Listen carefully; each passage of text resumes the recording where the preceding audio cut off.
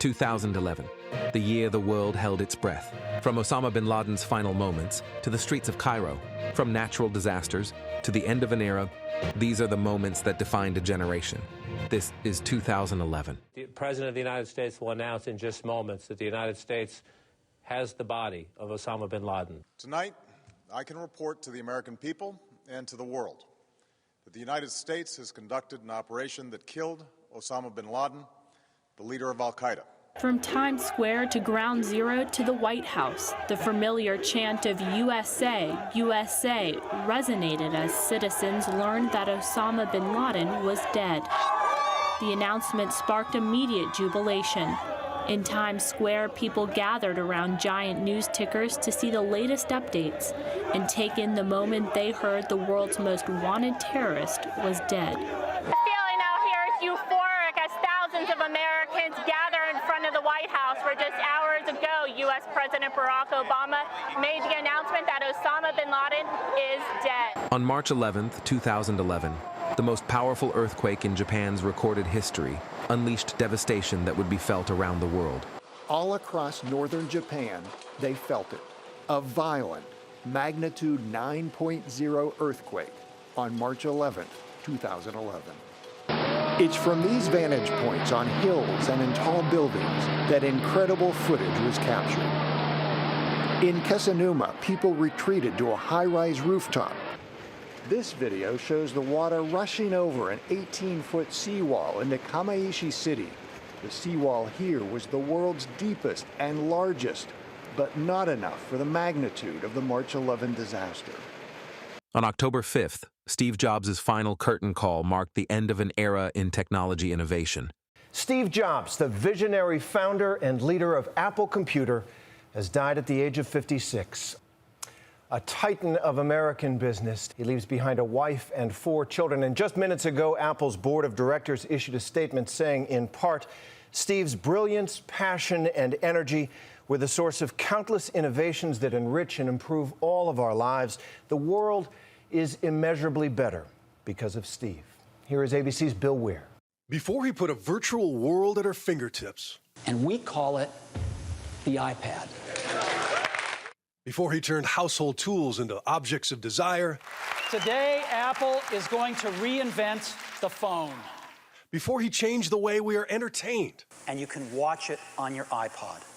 A 20-year-old Steve Jobs launched a revolution from his parents' garage.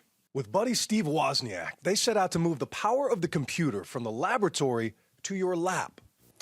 So the man credited with revolutionizing how we use technology, Steve Jobs, has died. While the world mourned a tech visionary, Norway faced an unimaginable tragedy that would redefine terrorism. The death toll is now at least 92 from yesterday's twin attacks in Norway. Tensions remain high in Oslo as residents still try to understand what happened and why. Tonight, police are continuing to question the suspect in the attacks, 32-year-old Anders Breivik, a Norwegian. 3:26 p.m., a massive car bomb shatters downtown Oslo. The target, the Prime Minister's office. The streets turn into makeshift triage areas. But this horror is only beginning. The gunman seen from overhead in the middle of his rampage. Posing as a police officer, witnesses say he lured a large group together, telling them he was there to perform a routine terror check. Then the firing, a sustained assault that police now say lasted for 90 minutes. Campers, 600 of them, a youth meeting of Norway's Labour Party, went any way they could. Some into the woods, others hit the water. Tragically, the firepower that accused shooter Anders Behring Breivik had and the time he was given to attack left a staggering number dead, some victims as young as 16. When police got to this lake and approached the campground site, they say that Breivik surrendered immediately after they asked, finally firing no more shots. While Norway reeled from terror thousands of miles away in Egypt, a different kind of uprising was reshaping history. We do have breaking news tonight from Cairo, where after a day of unprecedented violence, the night gives way to armed chaos. The Egyptian military stood neutral as pro- and anti-Mubarak crowds exchanged punches and rocks and flaming bottles of gasoline throughout the day. But how will they respond now that bullets are flying through Liberation Square? It is the most frightening moment yet in the capital of America's biggest Mideast ally. And once again, Christiane Amanpour is on the scene with the latest. Christiane. Bill, good morning. It has been a very, very ugly night, and it could shape up to be an even uglier day. This after violent protests all day yesterday. It's quieter now as dawn is breaking, and people now are pouring into the square. But for at least 2 hours in the pre-dawn hours, there was shooting, heavy shooting, into the protesters and into that square where women and children also have been all night. We have reports from people we've contacted in the square of the army at one point firing into the air and saying, please hold your fire for the love of Egypt. As I say, this after a full day of pitched battles, turning Liberation Square into something of a war zone as people fought for control of that piece of territory and also for political control. That same summer, Amy Winehouse joined the tragic 27 Club, silencing an extraordinary voice. It was a song that captured the world's attention.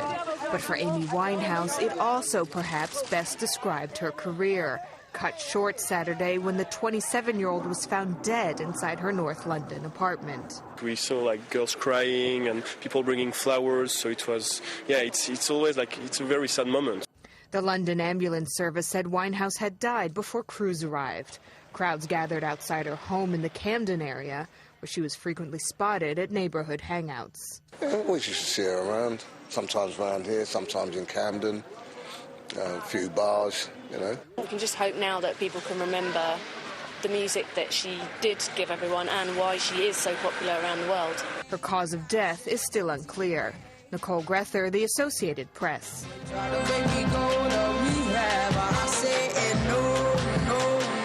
That October, another icon of a different era met his end. Muammar Gaddafi's 42-year rule was over. And bloodied Gaddafi. He ruled Libya with flamboyance and fear. But tonight, after months on the run, Muammar Gaddafi is dead. His chaotic last moments were caught on tape, and we should warn you, this video is gruesome.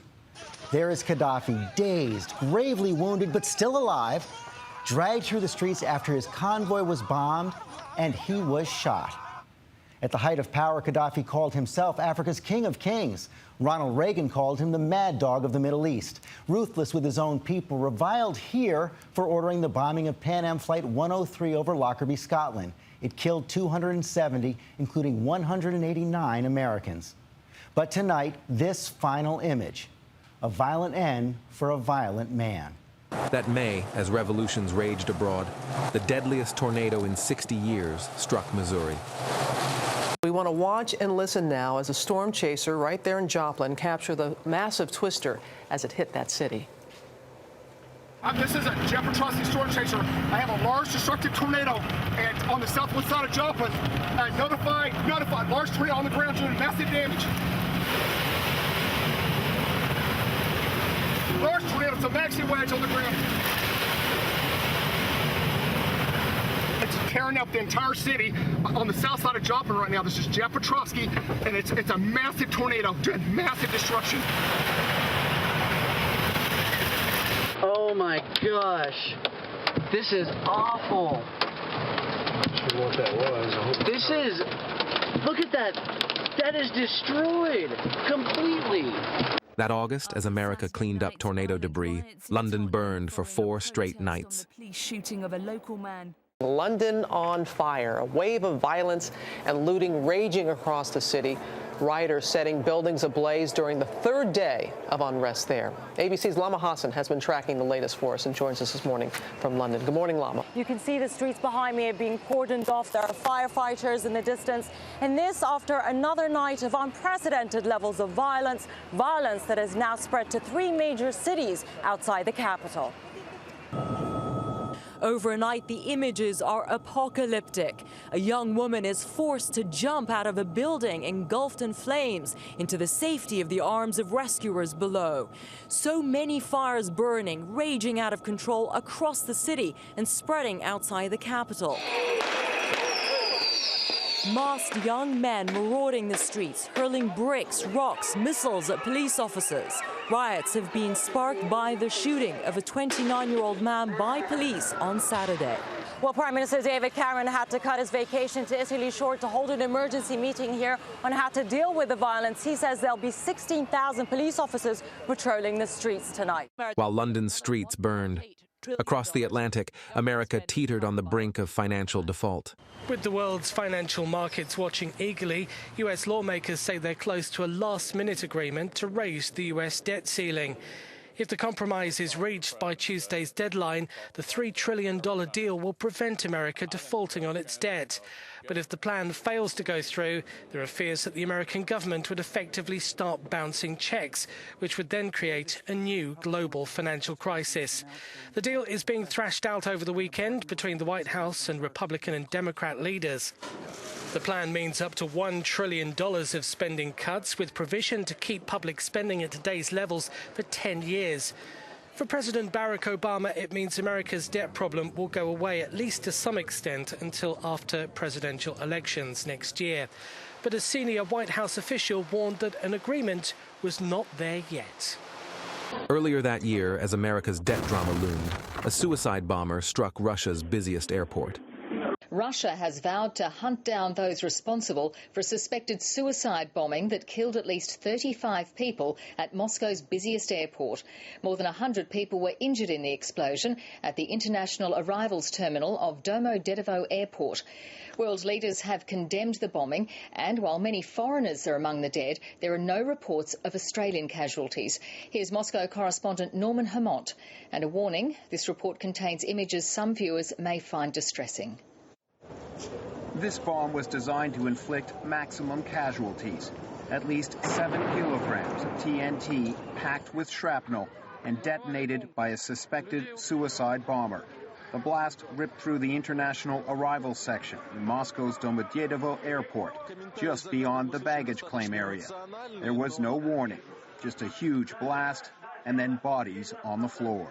That October, as the year's crises mounted, a 7.2 earthquake devastated eastern Turkey. Eastern Turkey men climb over the ruins of a collapsed building, hurling bits of rubble aside, hoping to find survivors. One official says 45 buildings tumbled down in the wake of a 7.2 magnitude earthquake. State-run television reported more than 24 deaths and many more injuries. Scientists say the number of dead could rise to 1,000. U.S. scientists recorded 8 aftershocks within 3 hours of the quake. The mayor of one district described hearing the voices and cries of people trapped under buildings. He described a great disaster and pleaded for help. It will take even longer to get reports from remote villages. The governor of the province of Van was touring the region by helicopter to assess the damage. That December, the year's final shock, North Korea announced Kim Jong-il had died. North Korea has bid a final farewell to the man it called its dear leader. For 3 hours, Kim Jong-il's funeral cortege headed through the snowy streets of Pyongyang, watched by tens of thousands of civilians and soldiers. No world leaders were in attendance for the huge procession, but Kim's successor and third son, Kim Jong-un, accompanied the hearse, as did endless scenes of unrestrained grieving. Kim Jong-il died aged 69 of a heart attack on December the 17th, according to state media. 2011's global landscape was defined by these transformative moments. From historic victories that brought justice to natural disasters that reminded us of our fragility. Like and subscribe for more newsreels covering the defining moments year by year. Which 2011 moment do you remember most? Let me know in the comments below. See you next time on Newsreels.